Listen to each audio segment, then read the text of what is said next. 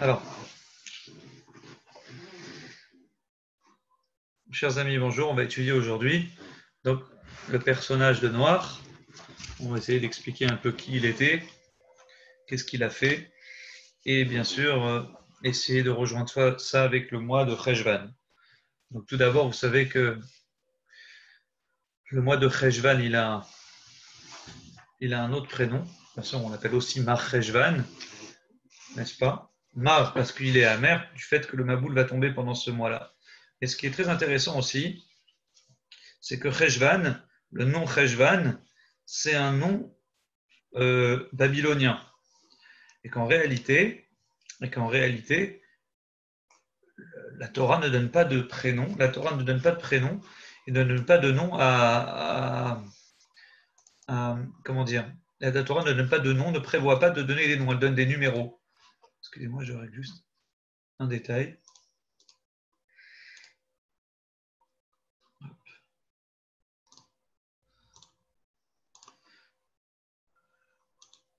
Alors, la Torah ne donne pas des numéros.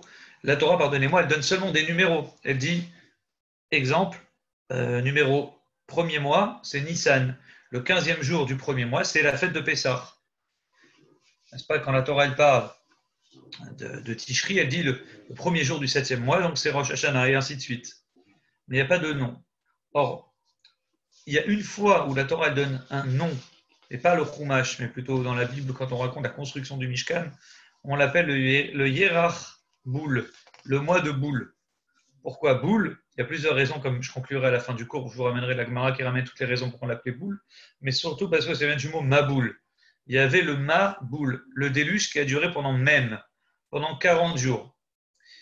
Comme le déluge, il a démarré et il est tombé pendant 40 jours, et il a démarré le 17 Rejvan comme témoin de la Torah, le 17 du 8e mois. Donc de là, on apprend qu'en réalité, le déluge est tombé le 17 Rejvan, donc Rejvan, c'est resté un mois amer, puisque on voit que même à l'époque du roi Salomon, on l'appelait le mois de Boule, parce qu'il y avait un historique, ce mois-ci, c'était un mois de tristesse, c'était un mois dans lequel était gravé dans la mémoire humaine que est tombé un déluge pendant cette période, à tel point que c'est par le roi Shlomo, lorsqu'il amènera la Shrina dans le Beth Amikdash, que cette tristesse du mois de Cheshvan, du mois de Boule, disparaîtra.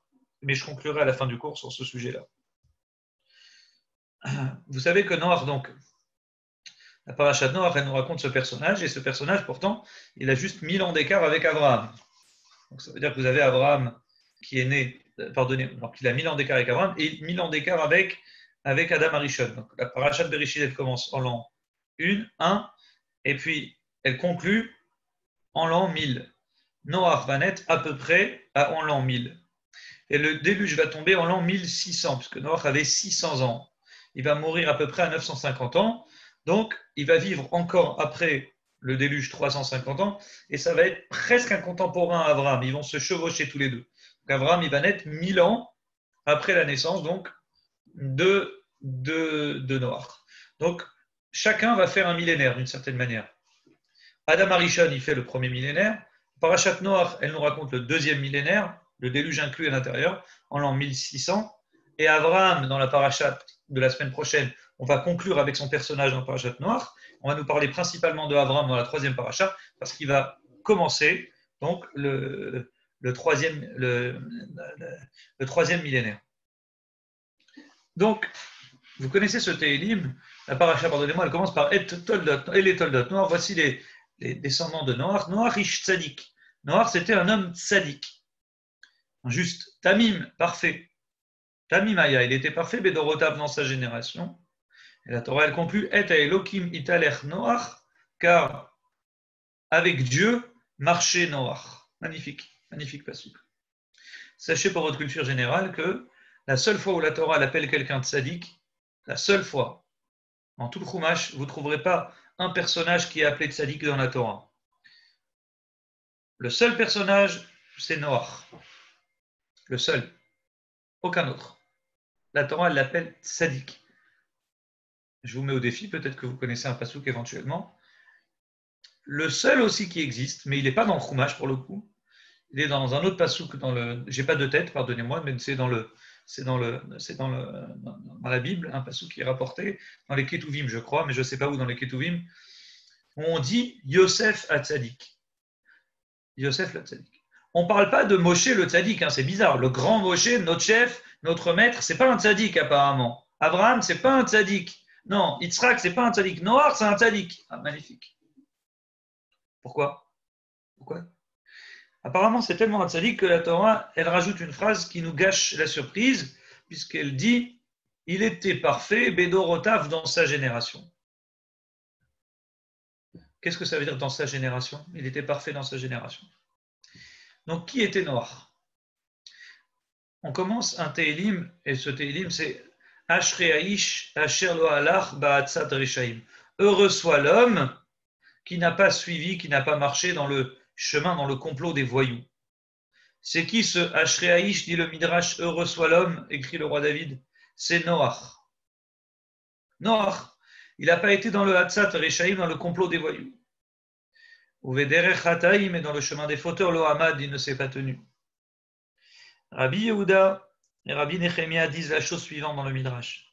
Il a tenu pendant 3 générations de Noach. Ce n'est pas juste quelqu'un qui a tenu pendant une période, rappelez-vous.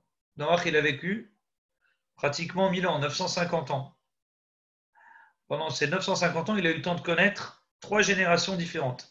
Dor Enoch, la génération de Enoch, il a connu Dor Anaboul, la génération du déluge, et Dor Aflaga. Dor Aflaga, c'est ceux qui vont se révolter contre Dieu et qui vont construire la tour de Babel. Et on dit Noach, il a tenu pendant ces 3 générations, il n'a pas fauté. Il a connu 3 sortes de gens, de mentalités, de fauteurs différents, et pourtant il a tenu à chacune, il a tenu pendant ces 3 périodes-là. Dit le Midrash, Enoch. Enoch, quelle était la spécialité de la génération de Enoch? N'est-ce pas? Enoch, c'était la première génération. Regardez bien le Midrash, il est vu qu'on donne 3 adjectifs différents. Regardez, Lo halach ba'atzad reshaim, il n'est pas parti dans le complot des reshaim, des voyous, c'est Enoch. Quelle était la spécialité de Enoch, dit le Midrash? C'était les idolâtres. C'est les premiers qui ont inventé, qui ont mis en valeur l'idolâtrie. Vous comprenez bien que Adam Arishon qui a parlé à Dieu n'était pas idolâtre. Vous comprenez bien aussi que les enfants de Adam Arishon n'étaient pas idolâtres, ce n'était pas possible. Ils ont carrément parlé à Dieu. Donc l'idolâtrie est venue plus tard, juste avant le déluge. Noach, il a connu cette génération, il n'a pas tenu à la pire des erreurs, il n'a pas fait d'idolâtrie. Ensuite, il a connu la génération des gens du déluge. Quelle était la spécialité de la Havera des gens du déluge? Dit le Midrash, rappelez-vous la suite du verset. Il n'a pas tenu, il n'est pas rentré dans le chemin des fauteurs. Donc, c'est quoi le chemin des fauteurs? Il n'a pas tenu. C'est la 2e génération en laquelle il a tenu Noach et il s'est bien comporté, c'est la génération du déluge. Quelle était la génération du déluge? C'était le mariage interdit. La spécialité de ces gens-là, c'était qu'ils faisaient des mariages interdits.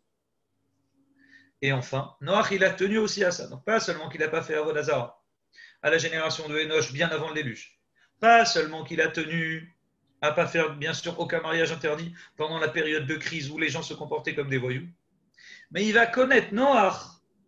Une 3e chose, c'est une 3e génération, c'est l'époque de la génération des gens qui vont se révolter contre Dieu et qui vont créer une tour, la tour de Babel. Et ça, c'est vrai que c'est très étonnant. Comment se fait-il, comment c'est possible que Noach a tenu à tout ça?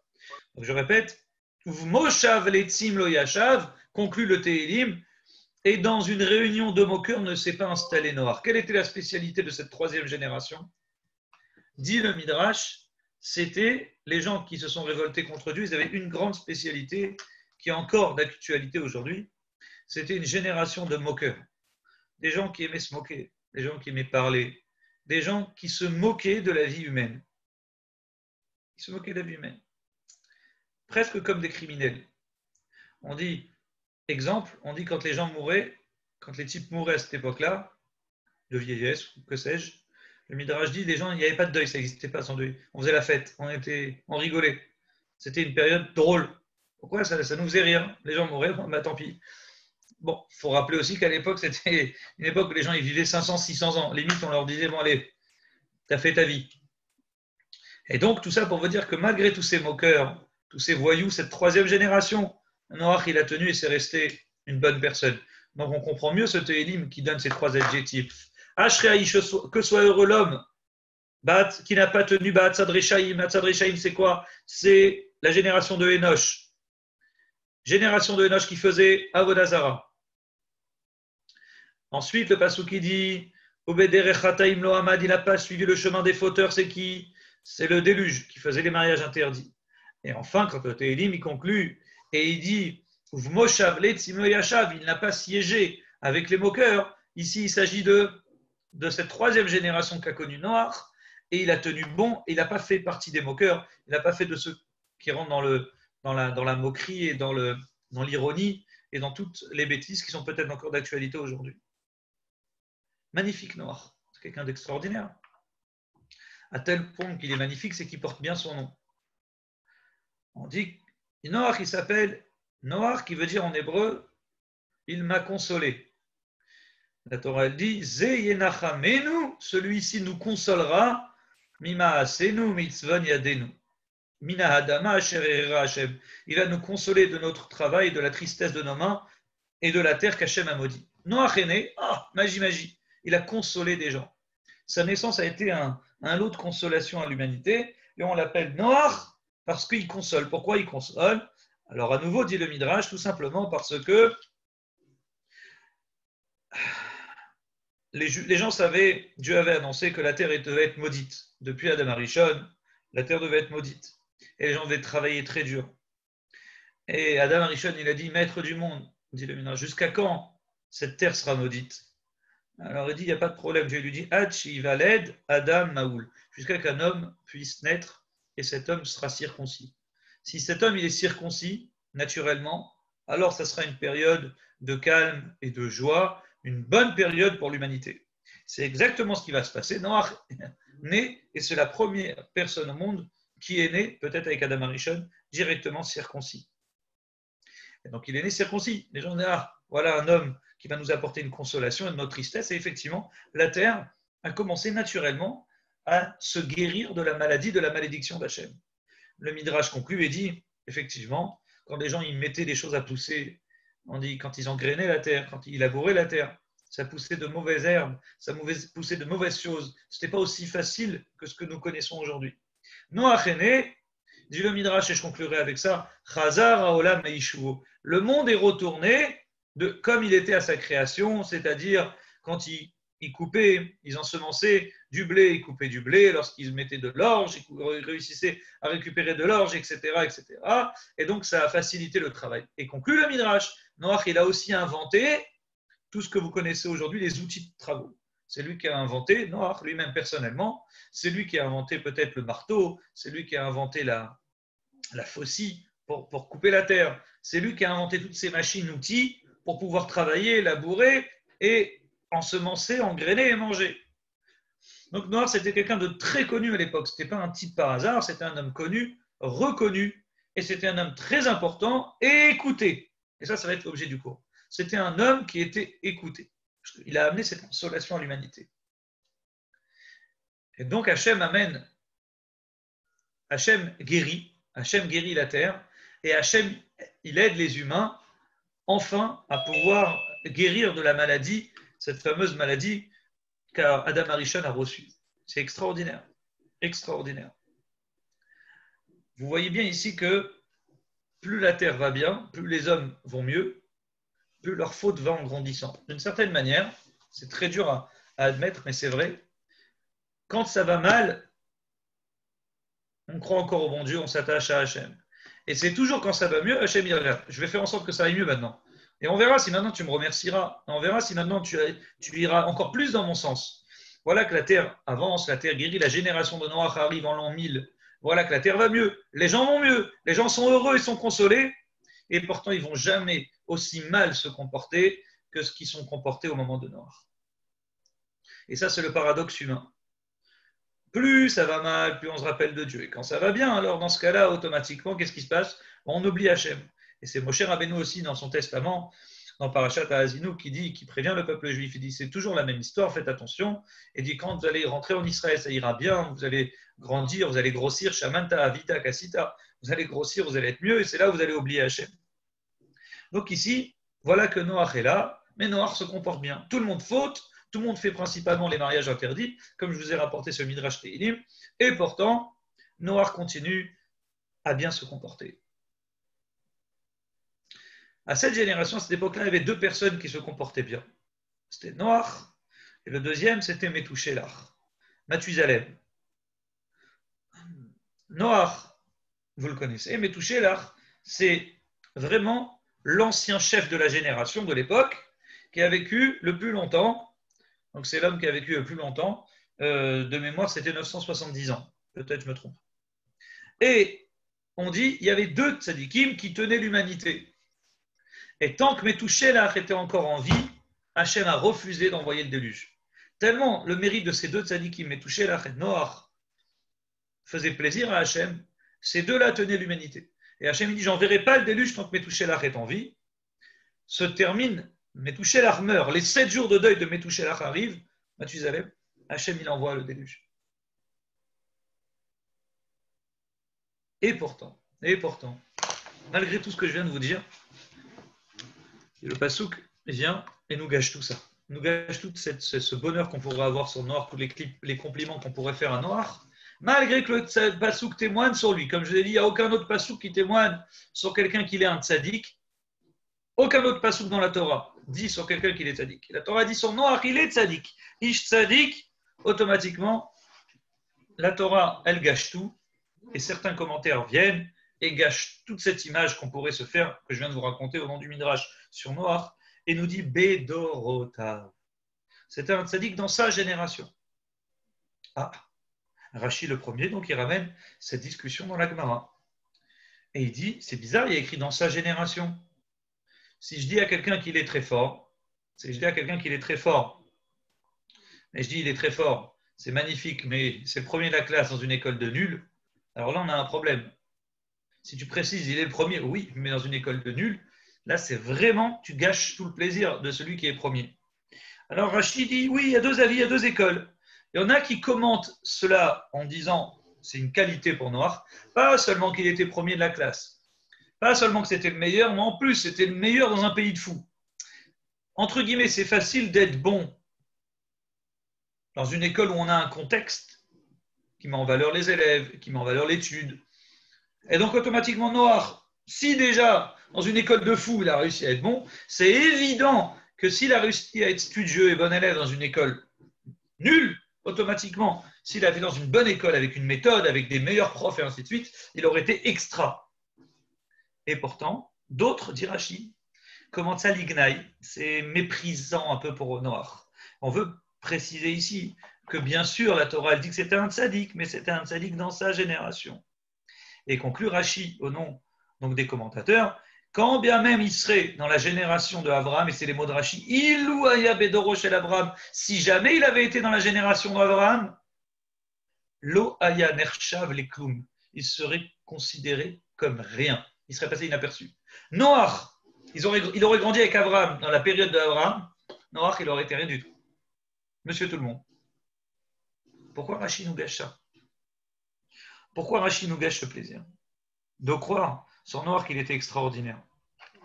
Pire que ça, il y a même un problème, c'est que ceux qui disent que c'est pour complimenter Noach, au contraire, il était premier de la classe dans une école nulle, automatiquement c'est sûr qu'il aurait été très bon dans une autre école. Il y a un autre problème, que Rashi lui-même il vient nous gâcher le plaisir en disant une chose, il dit que quand le déluge est tombé, ouvrez vos oreilles, il y a écrit que Noach il est rentré dans la Teva, et le passou qui nous gâche le plaisir, il rajoute 3 mots. Noach est bien rentré dans la Teva, mi péné, mais un maboul, à cause des eaux du déluge. Donc Noach, il est rentré à cause de l'eau du déluge. Ah oui, il n'est pas rentré. Il n'est pas rentré parce qu'il faisait chaud. Pourquoi il est rentré? Non. Alors, Rashi nous ramène des commentateurs qui disent que Noach, il était mikatné amana, il avait une petite émouna. Ça veut dire quoi qu'il avait une petite confiance en Dieu? C'est que pendant 120 ans, il a construit la Teva. Donc rappelez-vous, je l'avais dit en introduction, Noach, c'est pas dans les 100 premières années de sa naissance où le monde a été détruit. Le monde a été détruit en 1600. Noach, il avait 600 ans, la Torah dit déjà à ce moment-là. Et donc Noach, il a 480 ans, il est à mi-parcours de sa vie, à mi-chemin. Donc disons qu'aujourd'hui, le type, il a 40-50 ans pour nous aujourd'hui, et Dieu lui dit, construis une teva. Car j'enverrai un déluge noir, il construit sans s'arrêter. Et cette construction, elle dure 120 ans. Elle construit. Et quand elle est prête, bon, ben il attend, il n'y a pas de déluge. Le déluge n'est pas là. Et à ce moment-là, on dit que quand bien même le déluge commence à arriver, Hachem il envoie au départ quelques gouttes d'eau. Hachem il attend, dit Rachid, que les gens fassent teshuva jusqu'au dernier moment. C'est-à-dire qu'Hachem il envoie le déluge, et quand il commence à envoyer la flotte du ciel, de l'eau tombe. Au départ, c'est de l'eau de pluie, de l'eau de bracha, de l'eau de bénédiction qui tombe. Hachem il dit peut-être au dernier moment, les gens changeront, peut-être qu'ils vont faire teshuva, en voyant que l'eau elle commence vraiment à arriver pour le coup. Et là, Noach aussi il rentre pas dans la teva au départ. Et on nous dit que dès que l'eau est arrivée au genou de Noach, il a commencé à comprendre que c'était sérieux. Là, il a dit Mipne, mais à la cause des eaux du déluge, là, je dois rentrer. J'ai compris le message, je rentre tout de suite dans la Teva. Donc, ça veut dire d'une certaine manière, là, on diminue un peu la force de Noach en nous témoignant, en nous signifiant que bon, il avait peut-être une petite émouna. Et ça, c'est très, très étonnant. À nouveau, on retrouve cette discussion que Rashi ramène dans la Gemara Sanhedrin. La Gemara Sanhedrin, elle dit on compare Noach, bien sûr, à une bonne bouteille de vin, une bonne cruche de vin, un fût de vin, imaginons, Chavit Shel qui est dans une cave à vin, mais au lieu qu'il soit dans une cave à vin, ce beau fût à vin, il est mis dans une cave à vinaigre. Alors dit, et pourtant on dit il y a une odeur de vin malgré tout le vinaigre qu'il y a autour, parce que le vin quand même il ressort. Alors dit, pourtant, on dit quand on sort ce fût à vin, on le met dans une autre cave à vin, automatiquement on ne sent plus la force de ce vin, il ne sent plus rien. En d'autres termes, dit la Gemara Sanhedrin, Daf Koufret au nom de Rabbi Hanina, Lo Haïta Nikeret, on n'aurait pas reconnu la grandeur de ce tzaddik qui est noir dans une période comme, entre guillemets, sous-entendu celle d'Abraham. C'est-à-dire que c'est comme un bon fût à vin, il ressort parce qu'il y a du vinaigre à côté. Et il y en a un autre avis, attention, c'est Rabbi Oshaya qui dit non, il n'est pas comparable à du vin, il est comparable à du parfum. Un bon parfum. Il dit quand tu mets un bon parfum dans une salle qui sent mauvais, si déjà le parfum, il sort, il vient, il éveille l'homme par sa bonne odeur, alors qu'on est dans une salle qui sent mauvais, à plus forte raison ce parfum, si on le mettait, dit Rabbi Oshaya, dans un endroit neutre ou dans un endroit où ça sent bon de façon générale, automatiquement cette odeur elle sera encore plus ressortie. Donc encore une fois, on a ce débat sur le personnage de Noach. Est-ce que Noach c'est oui quelqu'un d'extraordinaire qu'on appelle tzaddik justement, ou bien au contraire, Noach c'est quelqu'un qui est tzaddik bedorotav dans sa génération. À savoir qu'il y a deux personnages qui sont ramenés ici, c'est Rabbi Yehuda et Rabbi Yitzhak. Et le Rabbi dit au nom de son père Rabbi Levi Yitzhak qu'il y a toujours une manière de juger les choses. Est-ce qu'on juge le verre à moitié plein ou à moitié vide? Et vous avez Yehuda et Yitzhak, Rabbi Yehuda et Rabbi Yitzhak. Donc le Rabbi, dans une sikha, il dit au nom de son père, il dit que Yitzhak, de façon générale, c'est la rigueur. Tous ceux qui s'appellent Yitzhak, ils ont une certaine rigueur en eux. N'est-ce pas comme Abraham, on dit c'est chesed, Yitzhak, c'est la gour, la rigueur. Et donc Yitzhak, Rabbi Yitzhak, par nature, il voit le verre à moitié vide. Et quand on nous dit tzaddik, il est tzaddik dans sa génération, il prend au sens propre. C'était un tzaddik, mais que dans sa génération. Il n'aurait pas été tzaddik ailleurs. Que Yehuda, il est chesed. On dit de ce chesed-là, dans sa manière d'être, il a tendance à voir le verre à moitié plein. Il dit c'est un tzaddik bedorotav. Et à plus forte raison, dans d'autres générations, il aurait été un tzaddik. Magnifique. Et pourtant, le Zohar, il tranche. Le Zohar, il tranche. Et là, le Zohar, il ne fait pas de cadeau à Noach. Le Zohar, il n'y a pas de discussion. Noach, il s'est trompé. Noach, il n'est pas parfait. On dit qu'il était parfait dans sa génération, mais dit le Zohar. Aval Bedarin Acharani, dans d'autres générations, et non Nirshav les Kloum, il serait considéré comme rien, les mots de Rachid d'ailleurs, et il rajoute Kemo Dara de Abraham, comme la génération de Abraham, il aurait été rien, ou Dara de Moshe, ni la génération de Moshe, il aurait été rien, ou Dara de David, ni la génération de David. Alors, c'est très intéressant de remarquer les trois exemples qui ramènent le Zohar. Il dit Noach aurait été rien, ni à la génération de Abraham, ni celle de Moshe et David. Question. Pourquoi Zohar il parle de ces trois personnages? Pourquoi le Zohar dit il aurait été rien, comme Abraham, peut-être Yitzhak, Yaakov? Pourquoi on nous donne comme exemple ces trois personnages spécialement? Abraham, Moshe et David, qui sont vraiment dans trois périodes de l'histoire juive complètement différentes.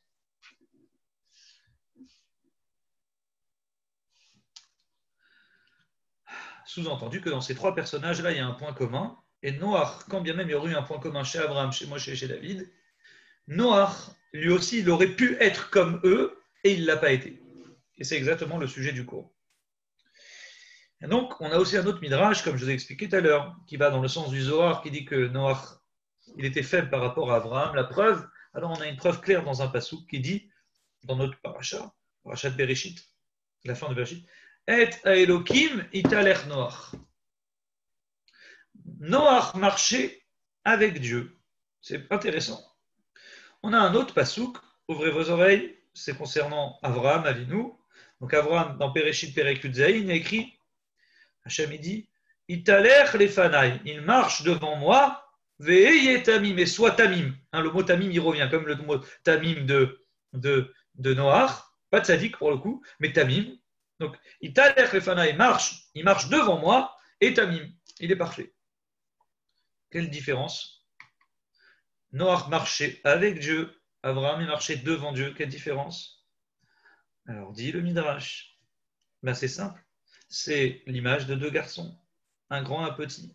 T'en as un petit garçon, il ne sait pas très bien marcher, il a besoin de son père qui lui donne la main pour marcher. Donc Noach, c'est le petit, il avait besoin d'Hachem. Il était faible, il a failli tomber, il était fragile. Il aurait pu tomber et il avait besoin de l'aide d'Hachem. Et c'est par l'aide de Dieu que Noach il a tenu. Avec Dieu, il a marché. Que Abraham il marche devant Dieu. Abraham, tranquille, c'est le grand. Il avance, il a besoin d'aide de personne. Intéressant. Quelle différence? Pourquoi on juge comme ça Noach? Sans compter qu'en général, si on a tendance à voir un verre à moitié plein ou à moitié vide, la Torah nous oblige à voir le verre à moitié plein, pas à moitié vide. C'est clair? Et Vedan et Kol Adam, les Kav Zechut, c'est écrit, tu dois toujours juger les gens positivement. En d'autres termes, si tu te dis le type il est arrivé en retard, deux raisons possibles. Soit il est arrivé en retard parce qu'il a eu un problème, soit il est arrivé en retard parce que probablement que c'est un retardataire. Je ne parle pas d'un vrai retardataire pour le coup. Donc tu dois naturellement juger, bon, le type il a eu un problème. C'est Dan et Kol Adam, les Kasrut. Juste pour info, vous saurez aussi pour votre culture générale, c'est dans notre paracha qu'on apprend ce petit truc intéressant qui est qu'un animal impur, on ne l'appelle pas tamé impur, mais on l'appelle pas pur. Quand Noach il a fait rentrer les animaux dans la Teva, ou pas, il y en a qui disent qu'ils sont rentrés tout seuls, alors il y a écrit les béhémoth théora, les animaux purs, et ceux qui sont enena théora, même ceux qui n'étaient pas purs. Sous-entendu, on apprend de là qu'il ne faut pas employer des mots durs, il faut toujours essayer de juger positivement, même les mots qu'on utilise pour désigner des gens, autant dire, au lieu de dire c'est pas bon, j'ai pas du tout aimé ce restaurant, c'est dégueulasse, autant dire écoute, c'est pas top, c'était pas bon. Voilà, il faut apprendre à avoir un langage positif, même quand on veut dire quelque chose de négatif. Et donc, si c'est comme ça, quel est notre intérêt à nous de négliger Noach? Force est de constater que si on néglige Noach, c'est qu'il y a une raison ici. Si on dit un petit quelque chose sur Noach, et si on nous fait des allusions dans la Torah pour nous parler de Noach, et si Rabbi Yitzhak il nous dit dans sa génération il aurait été bon, mais il n'aurait pas été bon dans d'autres générations, c'est qu'on a un enseignement à apprendre, et quand bien même on jugerait mal, pas positivement, quand même c'est important pour nous. Pourquoi? La preuve, c'est que dans d'autres psukim dans la Torah n'hésite pas à employer le mot des animaux tamés, impurs pour le coup. Dans notre parachat Noach, oui, là, on dit pas pur. Mais dans d'autres parachiotes, c'est écrit impur. Shmini, en l'occurrence, on nous cite les animaux pas cachés, on dit celui-là, il est tamé, impur. Quelle différence? Comment la Gemara d'un autre côté, dans Baba Batra, elle nous dit attention, attention, on dit pas pur, faut pas dire tamé. Mais la Gemara, quoi, elle ne connaît pas que dans parachat Shmini, il y a écrit le mot tamé. Comment ça fonctionne? Comment ça marche? Alors dit le Rabbi, en réalité, quand on veut apprendre une halakha, c'est une chose, quand on veut raconter une histoire, c'en est une autre. Quand on veut raconter une histoire, en l'occurrence dans notre parachat Noach, on peut dire des animaux pas purs, parce que c'est juste une histoire. Quand la Torah veut apprendre une halakha, cet animal est cachère, celui-ci n'est pas cachère, la Torah elle va dire tamé, impur. Elle ne veut pas prendre de risque. Quand elle voit que tu peux pas très bien comprendre quelque chose, elle te dit ça, c'est pas cachère. Et elle désigne la chose, elle dit c'est impur. Parce que là, il y a une halakha, il y a un enseignement clair à tirer. Il ne faut pas que le juif il se trompe sur ce qui est cachère et ce qui n'est pas cachère. Or, dans Noir, c'est juste une histoire. Donc, quand on est dans l'histoire, c'est pas grave, dit pas pur. Quand il s'agit de donner une halakha, il faut être clair. Donc, si la Torah, elle juge Noir, et si on se permet de faire des allusions et des clins d'œil sur le fait que Noach, il n'était pas parfait, ou s'il était parfait, c'était tzaddik que dans sa génération et pas dans les autres. Et comme on voit en creusant qu'en réalité, il n'aurait été rien, comme dit le Zohar, ni à la génération de Abraham, ni à la génération de Moshe et de David, c'est qu'on doit apprendre un enseignement. Si la Torah elle prend le risque de chatouiller, d'égratigner Noach, c'est qu'en réalité, on doit nous tirer un enseignement sur ce personnage de Noach et sur le comportement qu'il a eu et comment nous, on doit avoir un certain comportement. D'ailleurs, quand vous réfléchissez bien, on nous dit qu'il était parfait dans sa génération. Vous pourriez me poser la question, et alors, tout le monde est bon dans sa génération. Qui a demandé à ce qu'on soit aussi bien que la génération d'après? Par exemple, la Masechet Rosh Hashanah, la Gemara nous raconte tous les tzadikim qu'on a eu dans l'histoire et elle essaie de faire des comparaisons. Elle dit, tu sais, on a eu plein de 70 sages, on en a eu des grands dans l'histoire juive. On a eu Yerubbaal, on a eu Bédan et on a eu Iftar. Qui sont-ils? Le Maradi Yerubbaal, c'est Gidon, le grand guerrier qui a guerroyé, qui a protégé les frontières d'Israël avant la royauté. C'était l'époque des Névim, des prophètes. On a eu Gidon, on l'appelait Yerubbaal parce qu'il a fait la guerre contre Baal, les idoles. On a eu Bédan. Bédan, c'est Shimshon, le fameux Shimshon, n'est-ce pas? Pourquoi on l'appelait Bédan, la dit? Parce que c'est celui qui vient de la tribu de Dan, et ainsi de suite. Et on dit chacun était très grand. On dit Yerubbaal, écoutez bien ce qu'a dit l'Agmara, et j'attire votre attention sur ça. Il était dans sa génération comme Moshe dans sa génération. Yerubbaal, ce fameux, celui qui a fait la guerre à Baal, c'est-à-dire Gidon, il est l'équivalent de Moshe dans sa génération. Shimshon, donc Bédan, il est dans sa génération comparable à Aaron. Et Iftar, le fameux Iftar, le fameux prophète, le guerrier, on dit Iftar, on l'appelle l'équivalent de qui? Le prophète Shmuel. Et pourtant, on nous dit c'est l'équivalent dans sa génération.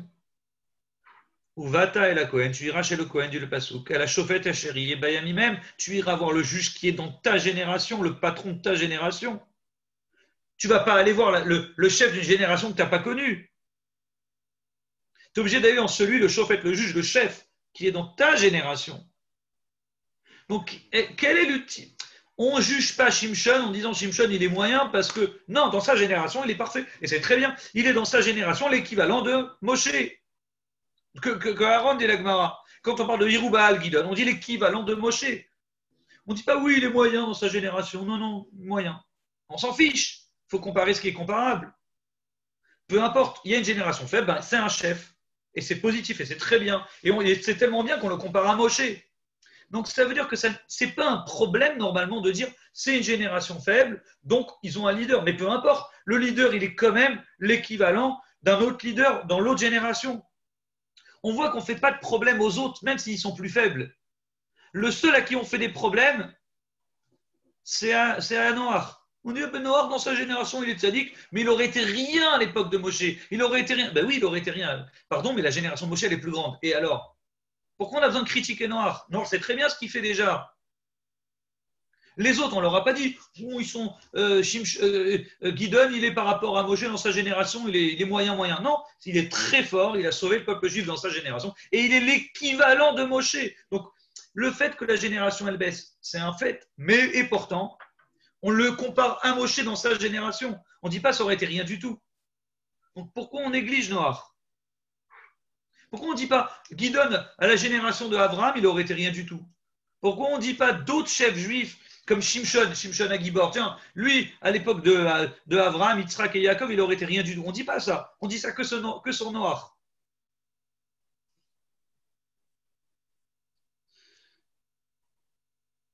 Le Midrash, il dit la chose suivante. Je cite Bereshit Rabba. Shalosh Metziot Matzah Kadosh Baruch Hu. Dieu, il a trouvé trois choses. Il a trouvé trois choses. Donc, il a comme trois trouvailles. Vous marchez dans la j'ai trouvé quelque chose. Bien sûr, c'est une image. Dieu, il a trouvé Abraham. vous le dites tous les matins dans la tfila, c'est un pastou qui est pris de Nehemia, ou matzata et levavo, Neheman lefanecha. Tu as trouvé, n'est-ce pas, quelqu'un qui a une émouna parfaite. Tu as trouvé, ou matzata, Dieu, tu as trouvé. C'est qui? C'est Abraham, n'est-ce pas? Et le Midrash dit, tu as trouvé David. Matzati David Avdi. C'est un télim que vous connaissez, télim peut-être. J'ai trouvé, Dieu dit, j'ai trouvé David mon serviteur. Troisième chose, pardonnez-moi, troisième chose que Dieu a trouvé, Israël. Passouk dans Roshia qui dit Matzati Israël, j'ai trouvé Israël. Ka'anavim bamina, comme des raisins dans le désert, Matzati Israël, j'ai trouvé Israël. Donc ici on voit une troisième trouvaille d'Hachem, magnifique. Le Midrash pose tout de suite une question, il dit tu connais pas tous les psukim par cœur, l'ami. Le Midrash vient au nom de Rabbi Simon, il dit c'est faux. Un passouk dans d'autres paracha, il écrivait Noach, et Noach, Matzachen, il a trouvé grâce devant Dieu. Matzah, il a trouvé grâce. Donc voilà, il écrit Matzah, il a trouvé. Alors, les amis de Rabbi Simon, ils lui répondent non, l'ami. Où Matzah? Akadosh Baruch Hu, le Matzah, lui, il a trouvé Dieu, mais Dieu, il ne l'a pas trouvé. Parce qu'il est clair. Et Noach a trouvé grâce. C'est-à-dire que c'est lui qui est parti trouver Dieu. Mais Dieu, il l'a pas trouvé au sens, c'est ma trouvaille, c'est mon petit kiff à moi, c'est mon plaisir. Terrible.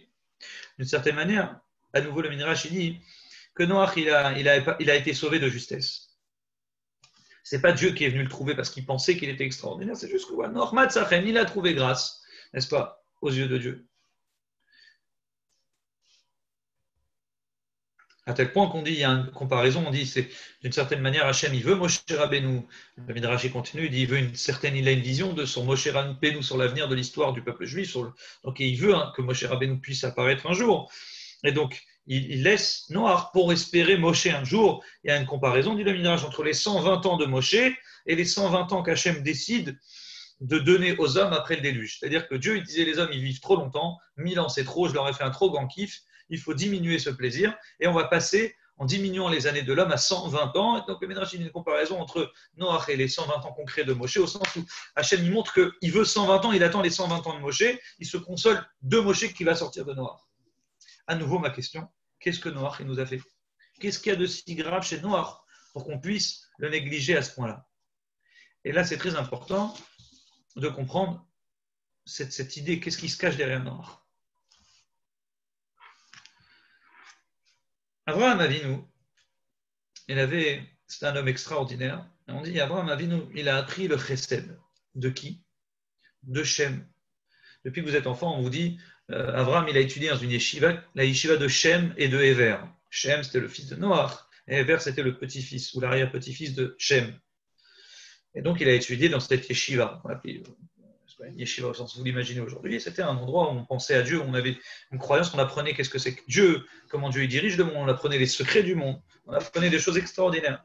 Et on dit Abraham, il a appris beaucoup de Shem, le fils de Noach, qui est très bien sorti. C'était l'enfant parfait de Noach. Et d'où il a appris tout ce chesed de Noach?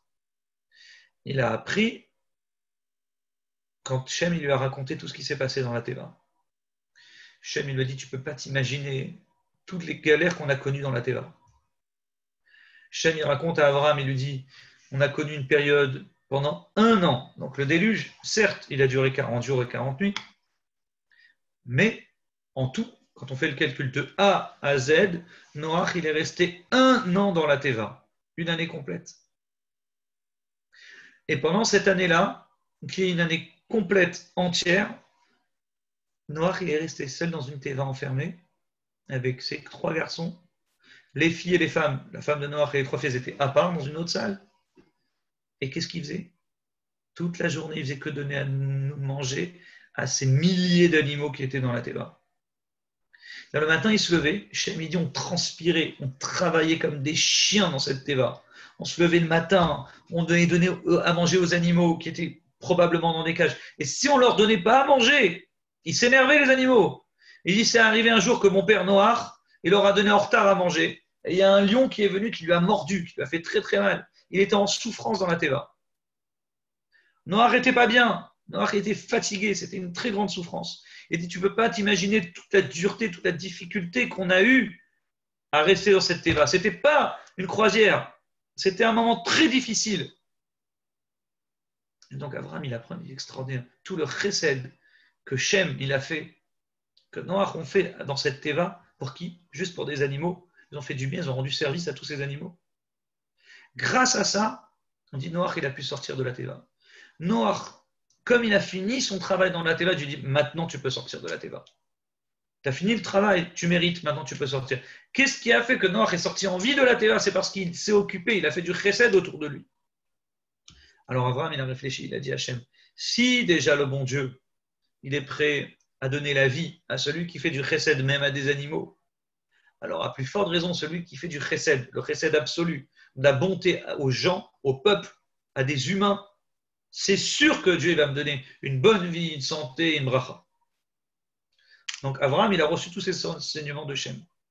Pour votre culture générale, vous serez un petit point intéressant. Souvent, les gens me demandent par rapport à la végétarien, d'où ça vient cette notion des végétariens. La vérité, c'est que ce n'est pas faux, au sens où l'humanité était végétarienne avant Noach. C'est-à-dire que les hommes ne mangeaient pas de viande. Les humains ont été créés le même jour que les animaux. Donc normalement, Adam, c'est le chef, certes, mais tu as le droit d'être un chef sans manger les autres. Donc Adam n'a pas reçu l'autorisation de manger des animaux. Et pendant près de 1000 ans, les hommes ne mangeaient pas d'animaux. Et quand Noach, il est sorti de la Teva, il était fatigué, limite déprimé, il n'était pas bien, pour plusieurs raisons. La première, c'est du fait qu'il avait très peur des animaux. Il s'est dit, là ils sont dans des cages, maintenant on va sortir, on va être sur la terre ferme, les animaux ils vont avoir faim, et c'est peut-être sur moi qu'ils vont finir par manger. Donc il a eu très peur des animaux qui viennent le dévorer. Numéro 2, Noach, il ne voulait plus, c'était vraiment dans sa tête, ancré en lui, ne plus avoir d'enfants. Il a reçu un traumatisme, il a vu l'humanité entière mourir devant ses yeux. Imaginez-vous, il y a un monde, tu vois des millions de personnes, le lendemain matin, un an après, hop, plus personne, tout le monde est mort. Noach, il était vraiment traumatisé. Il ne voulait plus avoir d'enfants. Pas shoot, simple. Il dit, voilà. Et il a dit à ses enfants aussi, voilà, plus d'enfants. Et enfin, on dit Noach, il avait une grande inquiétude, c'est qu'est-ce qu'il allait manger. On est sorti de la Teva, c'est tout bête. Ce que je vous dis là, c'est le Abarbanel qui le ramène dans son commentaire. Noach, il sort, mais il va manger quoi maintenant? Il va manger le rameau d'olivier. Il reste quoi? La terre est détruite. Il faut attendre au moins un an pour cultiver la terre et attendre que la nourriture repousse. Qu'est-ce qu'il va manger, Noach? Alors Hachem, il lui dit la chose suivante. Dans la bracha qu'il lui donne dès qu'il sort de la Teva, il dit tu peux sortir de la Teva. Il faut que tu aies des enfants. Pérour-vous, multiplie-toi. De là, on comprend c'est la Barbanel qui ne voulait plus avoir d'enfants. Pourquoi? Parce que si Dieu a besoin de lui dire multiplie-toi et des enfants, sous-entendu, je ne veux pas, Dieu dit t'inquiète pas, tu es des enfants, et je te fais la promesse, Loïc arrête Kolbassar, plus jamais je détruirai l'humanité entière. Plus jamais. Une destruction planétaire n'existera jamais. Ponctuelle à certains endroits, oui, mais pas d'une manière générale. Une Shoah mondiale n'existera plus. Point. Noach, il est rassuré. Il s'inquiète quand même de qu'est-ce qu'il va manger.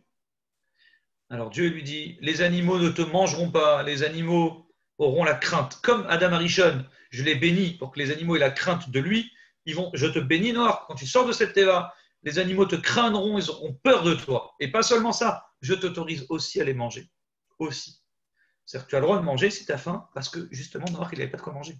Il est sorti de la teva, il y avait une planète détruite. Donc Dieu lui dit, comme tu as nourri les animaux, pour revenir au sujet d'avant, comme tu t'es occupé d'eux, comme tu leur as donné la vie, comme tu as su être bon avec ces animaux, je t'autorise à sortir en vie de cette terre et en plus, je te donne un droit sur eux pour les manger. Donc ça, c'était quelque chose de nouveau et c'est extraordinaire à retenir qu'un homme, techniquement, il peut se passer de viande. En vérité, il peut se passer de viande puisque ça a toujours existé dans l'histoire. C'est une autorisation qu'on nous donne. Donc, comme du coup, c'était un plaisir de manger, il ne faut pas en abuser. On dit vraiment principalement, il faut en manger Shabbat des jours Kadosh ou dans un contexte Kadosh. Magnifique. Fin de la parenthèse. Donc de là, on apprend cette notion de sortie de la Teva de Noach. Noach, sa sortie a donné à Abraham, Shem a donné des conseils de vie à Abraham, et Abraham, il a compris, il a dit, si juste en aidant des animaux, Shem, il nous donne de si grandes récompenses, alors moi aussi, je vais aider les humains. Donc Abraham, il est sorti, et c'est devenu le grand Abraham que vous connaissez. Alors la vérité, je n'ai pas eu le temps j'avais encore plusieurs questions à vous poser sur ce sujet, Mais je serai obligé de vous conclure en vous disant que, voilà, pour revenir sur une réponse claire, pourquoi Noach on le néglige? Contrairement à Abraham, contrairement à Moshe et contrairement à David. C'est les trois exemples qui ramènent notre soir. Tout simplement parce qu'Abraham, il a décidé d'être bon, mais dans la bonté absolue. Abraham, il a dit, je vais être bon avec les humains. Abraham, il a fait faire teshuva à des millions de personnes. Imaginez-vous que personne croyait en un Dieu. L'idée d'un Dieu unique, c'était abstrait, ce n'était pas possible dans la tête des gens. Et Abraham, il a remis ça à l'ordre du jour. Et Abraham, il a expliqué aux gens qu'il y a un Dieu, il les a mis en danger de mort. Et Abraham, il a amené des élèves à lui qui l'ont suivi partout où il allait. Même quand on nous dira Lech lecha me'artzecha la paracha, pars de ta terre, Abraham, il est parti accompagner, il avait une équipe avec lui. D'où il venait? C'était tous les gens qui ont fait tchouva avec Abraham.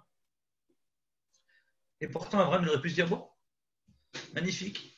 Celui qui fait tchouva avec moi, tant mieux. Ceux qui ne font pas tchouva, tant pis pour vous. Abraham, ce n'est pas juste quelqu'un de chesed. Abraham, on dit c'était le chesed absolu, la bonté absolue. Abraham, il était même prêt à sauver ceux qui n'étaient pas dans son camp, ceux qui se comportaient mal, qui en l'occurrence, Sédom, Amora. Vous connaissez l'épisode d'Abraham concernant la ville de Sédom et Amora. Abraham, la Torah nous dit que Dieu lui annonce « Je vais détruire la ville de Sédom et Amora ». Pourquoi? Parce qu'ils se comportent comme des voyous, des vrais voyous pour le coup. Je vous ferai un cours une fois sur ça. Qu'est-ce qui se passait là-bas dans cette ville? Et pourtant, quand Hachem il lui dit cette chose-là, je vais détruire la ville, premier réflexe d'Abraham, pas du tout. Je vais sauver Abraham. Il dit, je vais sauver la ville de Sodome. Il dit, comment c'est possible, Hachem? Tu ne vas pas détruire. Et Abraham, il vient, il croûte pas contre Dieu. Il dit, ah, tifpé tzadik im racha. Est-ce que tu vas détruire le tzadik avec le rachat? Peut-être y a-t-il 50 tzadikim dans la ville. Dieu lui dit, ah non, désolé Abraham, il n'y a pas 50 tzadikim, peut-être il y en a 45, 40. Dieu dit, non, 30, non, 20, non, 10. Dieu lui dit, non, il n'y a pas 10. Dès que Dieu lui dit, il n'y a pas 10, Abraham, il abandonne. Mais Abraham, il y va avec la niaque pour essayer de sauver ces gens-là. Et alors, pourquoi il le fait? Parce qu'Abraham, il pense qu'il y a toujours une option pour aider les gens et pour les sauver. Et il va jusqu'au bout. Que Noach, Dieu lui a dit, je vais te faire construire la terre pendant 120 ans. Hachem, il aurait pu préparer un nuage magique pour Noach et sa famille et les mettre sur un nuage et sauver la planète et détruire la planète.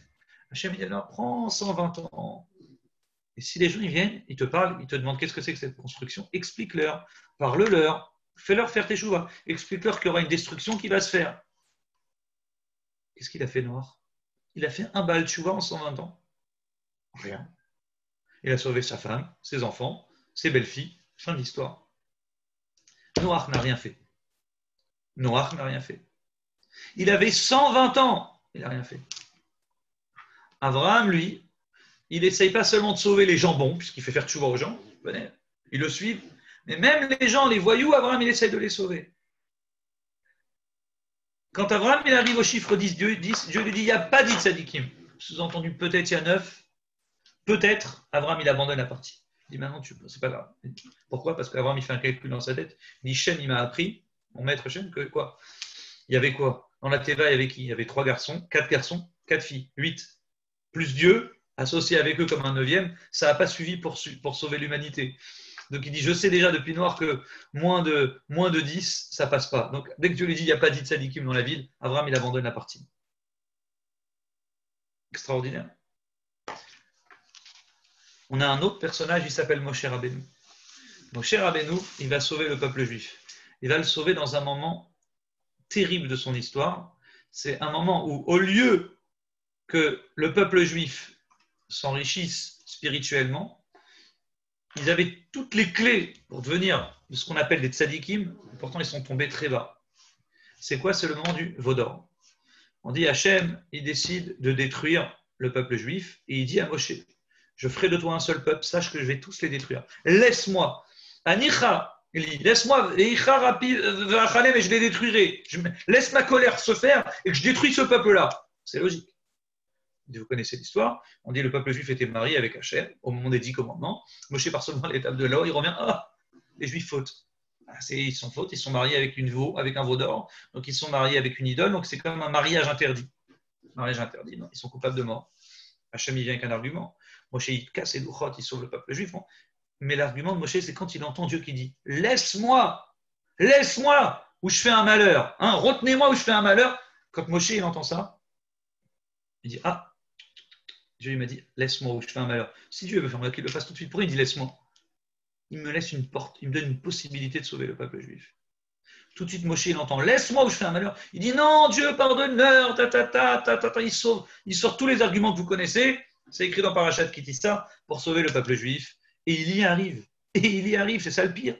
Moshe sauve tout le peuple juif qui aurait dû être coupable de mort, du premier au dernier. C'est-à-dire que Dieu, il les tue pas. Magnifique. Même les voyous.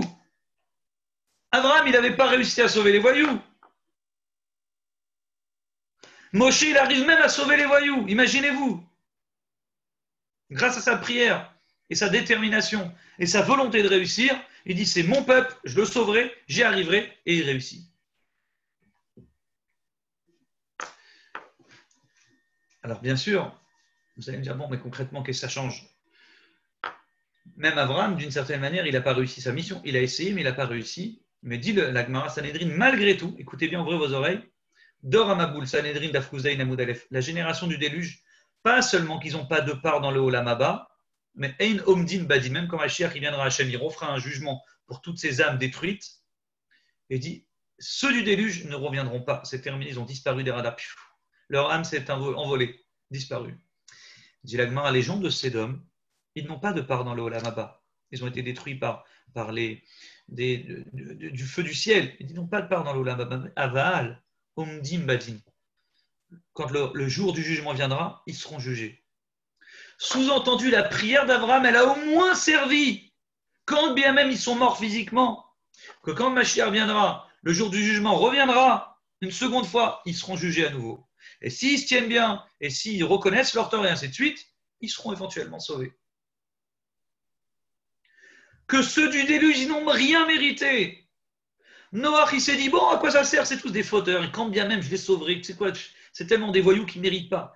Noach, s'il avait au moins sauvé, il avait au moins prié pour eux pour qu'ils puissent être sauvés, même s'ils seraient morts. Et il avait raison, Noach, quoi qu'il arrive, peut-être qu'il s'était décidé du ciel qui meurt.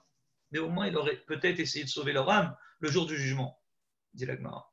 Et Noach, il n'a pas essayé, il n'a rien fait.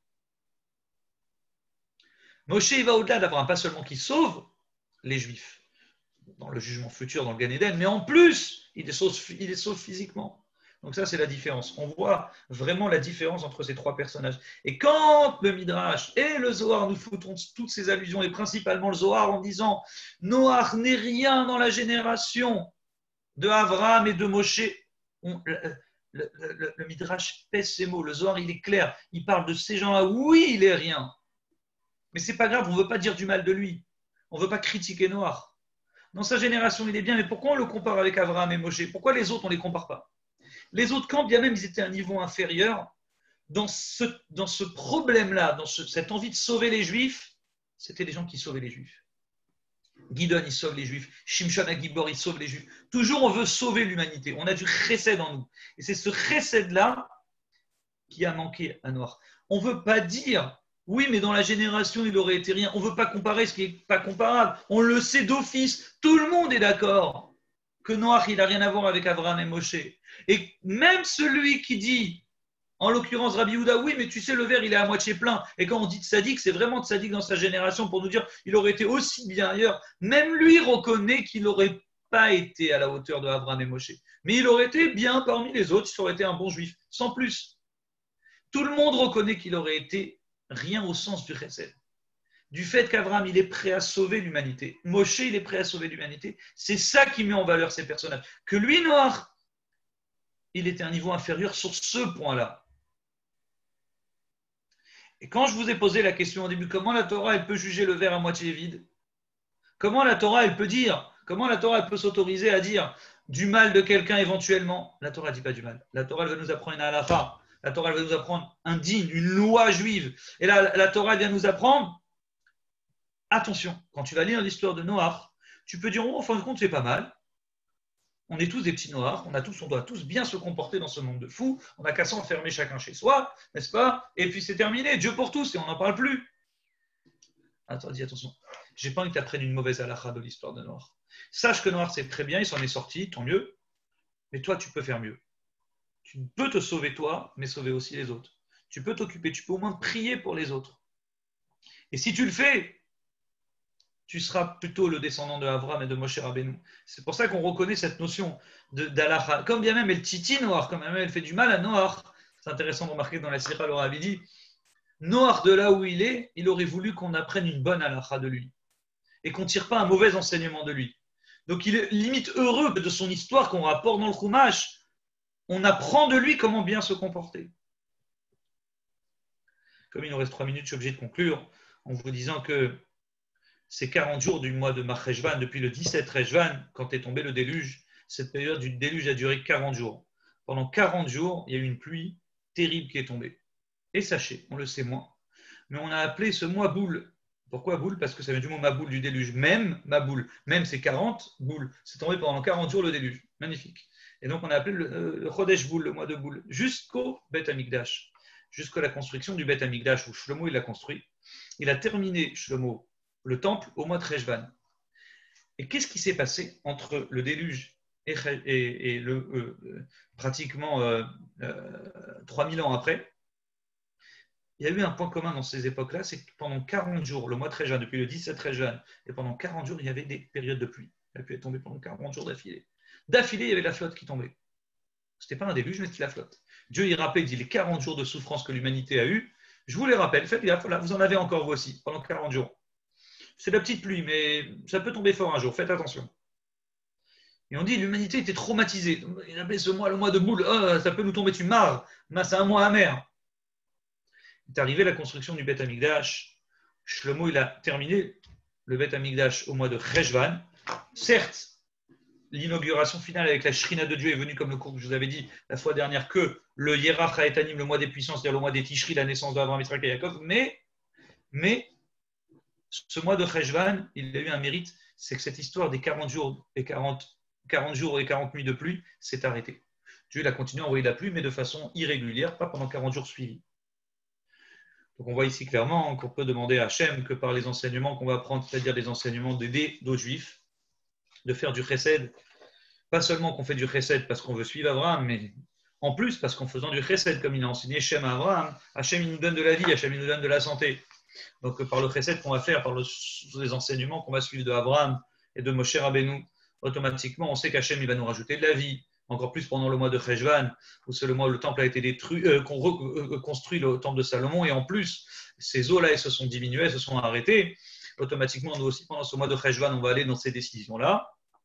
Et Hachem, il nous reconstruira le Beth Amikdash, et automatiquement, il nous enverra, cette fois, des pluies de brachot, plein de bénédictions, pour qu'on puisse faire sa volonté. Bien sûr, en étudiant la Torah et pratiquant les mitzvot, je vous souhaite à tous, chers amis, Shabbat Shalom, Agud Shabbos, et rendez-vous semaine prochaine, jeudi prochain, 21h. Shabbat Shalom Yossi, Chazak ou Baruch.